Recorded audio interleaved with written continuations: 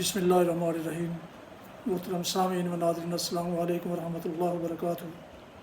امید ہے آپ اللہ تعالیٰ کے فضل و کرم سے خیریت سے ہوں گے۔ اللہ تعالیٰ آپ کو، آپ کے اہل خانہ کو ہمیشہ اپنے حفظ و امان میں رکھے، آمین۔ راہ ہدایت و نجات کے سلسلے کا یوٹیوب چینل راہ ہدایت کا ولاگ القرآن و حدیث پیش کرنے جا رہا ہوں۔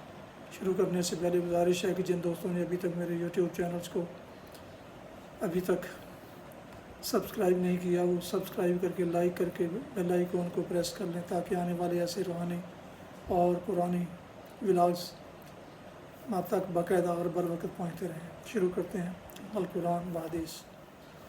اعوذ باللہ من الشیطان الرجیم، بسم اللہ الرحمن الرحیم۔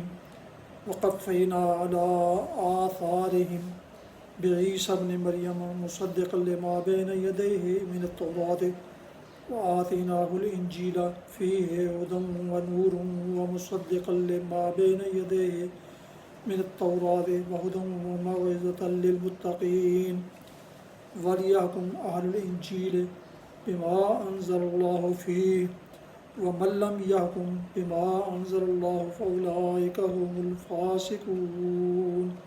صدق اللہ العظیم۔ ابھی آپ سورہ المائدہ کی آیات مبارکہ 46 اور 47 کی تلاوت سماعت فرما رہے تھے۔ اس کا اردو ترجمہ پیش کرتا ہوں۔ وقفینا علی آثارہم بعیسی ابن مریم، پھر ہم نے ان پیغمبروں کے بعد مریم علیہ السلام کے بیٹے عیسیٰ علیہ السلام کو بھیجا۔ تورات میں سے جو کچھ اس کے سامنے موجود تھا وہ اس کی تصدیق کرنے والا تھا، اور ہم نے اس کو انجیل عطا کی جس کی رہنمائی اور روشنی تھی، اور وہ بھی تورات میں سے جو کچھ اس وقت موجود تھا اس کی تصدیق کرنے والی تھی، اور خدا ترس لوگوں کے لیے سراسر ہدایت اور نصیحت تھی۔ ہمارا حکم تھا کہ اہل انجیل اس قانون کے مطابق فیصلہ کریں جو اللہ نے اس میں نازل کیا ہے، اور جو لوگ اللہ کے نازل کردہ قانون کے مطابق فیصلہ نہ کریں وہی فاسق ہیں۔ تلاوت کی گئی آیات مبارکہ کی تفسیر۔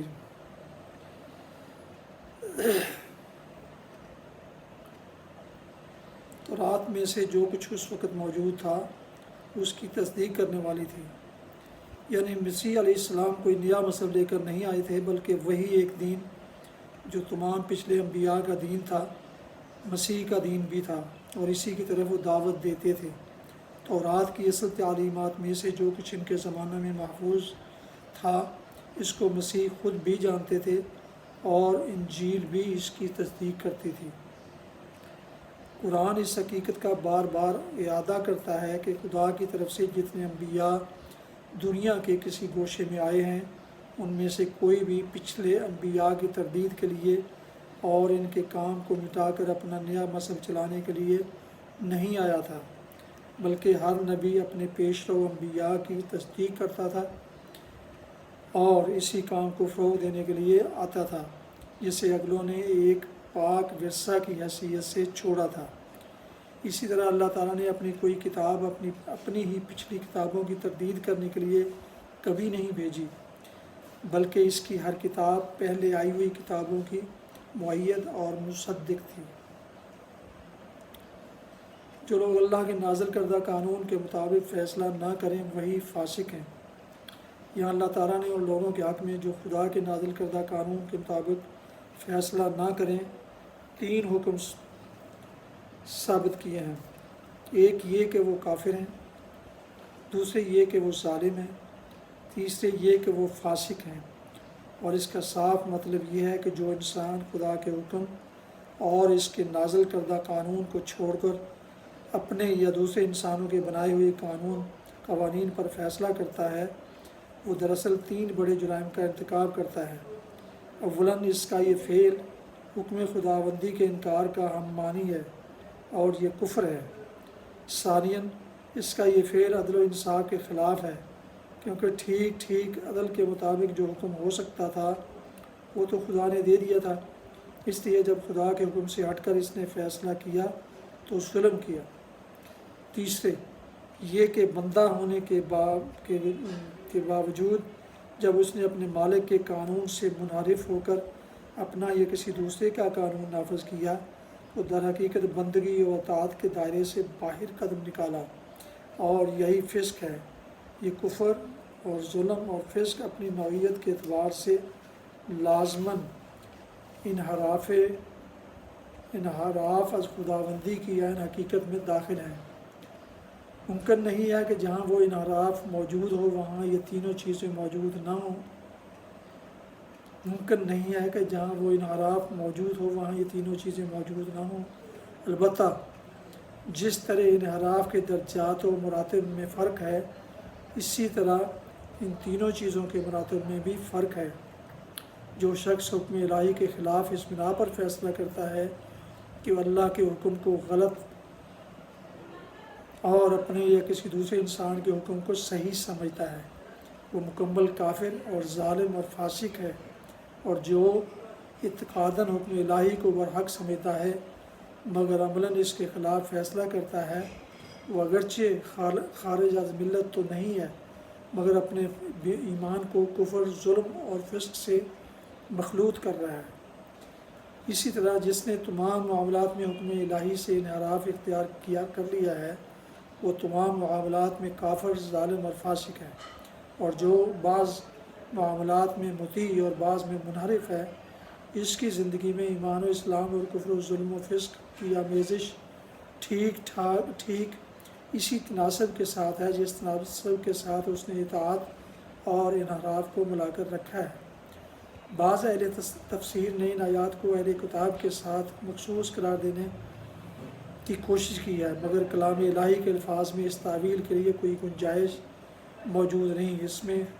اس تعویل کا بہترین جواب وہ ہے جو حضرت حذیفہ رضی اللہ عنہ نے دیا ہے۔ ان سے کسی نے کہا کہ یہ تینوں آیتیں تو بنی اسرائیل کے حق میں ہیں۔ کہنے والے کا مطلب یہ تھا کہ یہودیوں میں سے جس نے خدا کے نازل کردہ حکم کے خلاف فیصلہ کیا وہی کافر، وہی ظالم اور وہی فاسق ہے۔ اس پر حضرت حذیفہ نے فرمایا، نعم الاخوۃ آخرۃ لکم بنو اسرائیل ان کانت لہم کل مرۃ ولکم کل حلوۃ کلا واللہ لتسلکن طریقا قدر شراک۔ کتنے اچھے بھائی ہیں تمہارے لیے یہ بنی اسرائیل کہ کڑوا کڑوا سب ان کے لیے ہے اور میٹھا میٹھا سب تمہارے لیے، ہرگز نہیں۔ خدا کی قسم تم انہی کے طریقہ پر قدم بقدم چلو گے۔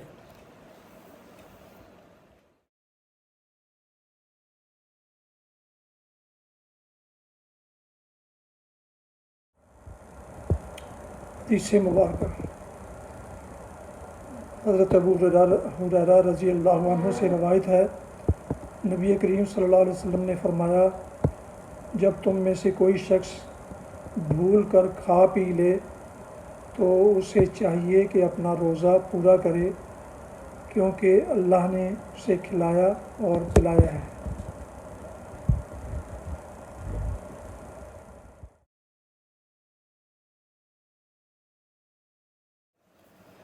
یہ تھا آج کا راہ ہدایت و نجات کے سلسلے کا ولاگ القرآن بحدیث، جس میں آج آپ نے سورہ المائدہ کی آیات مبارکہ 46 اور 47 کی تلاوت، ترجمہ اور تفسیر سماعت فرمائی۔ اس کے علاوہ ایک حدیث مبارکہ بھی آپ کی خدمت میں پیش کی گئی۔ دوبارہ درخواست ہے کہ جن دوستوں نے ابھی تک میرے یوٹیوب چینلز کو سبسکرائب نہیں کیا وہ سبسکرائب کر کے لائک کر کے بیل آئیکن کو ضرور پریس کر لیں، اور اس طرح آنے والے تمام روحانی اور قرآنی ولاگ جن میں القرآن و حدیث اور درس قرآن جیسے باعث خیر، باعث برکت اور باعث ثواب ولاگز ہیں، ان تک آپ تک باقاعدہ اور بر وقت پہنچتے رہیں۔ اگر مناسب سمجھے تو دوستوں سے بھی شیئر کر لیں، اور اس کا آپ کو یقیناً اجر ملے گا، اور وہ دوست بھی اس کار ثواب میں اپنا شیئر حاصل کر سکیں گے۔ اپنا بہت خیال رکھیے گا۔ اللہ تعالیٰ آپ کا حامی و ناصر ہو۔ اللہ تعالیٰ آپ کو، آپ کے اہل خانہ کو ہمیشہ اپنے فرمان میں رکھے۔ اپنی دعاؤں میں پاک وطن والدین اعزاء اقارب کے علاوہ اس ناچیز کو بھی شامل فرمائیں تو انتہائی شکر گزار ہوں گا۔ السلام علیکم ورحمۃ اللہ وبرکاتہ۔ پاکستان زندہ باد۔ السلام علیکم ورحمۃ اللہ۔ خدا حافظ۔